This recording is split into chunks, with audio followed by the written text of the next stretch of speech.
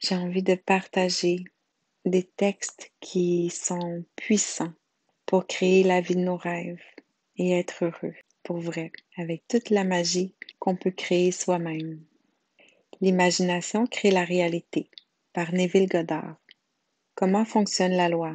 La loi de la récolte identique ou loi de cause et effet est impersonnelle et peut être utilisée pour apporter dans votre expérience tout ce que vous pouvez concevoir. Cette loi ne peut être modifiée ou cassée et reproduite toujours dans votre monde extérieur la réplique exacte de toute croyance, c'est-à-dire ce que vous consentez comme étant vrai.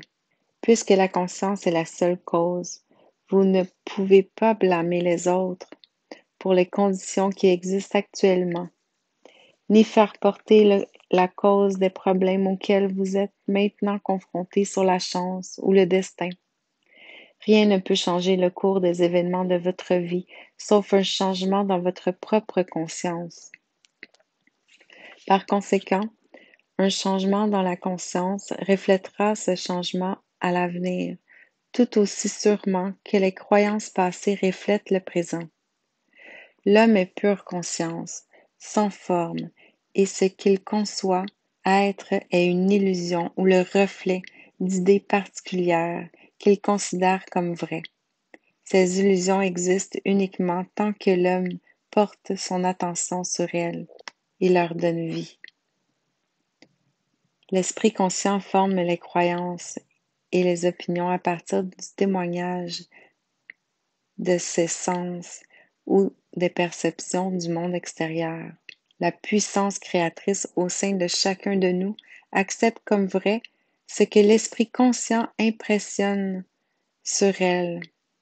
Votre puissance créatrice prend les idées qui sont pensées avec le sentiment et les projette dans votre monde extérieur.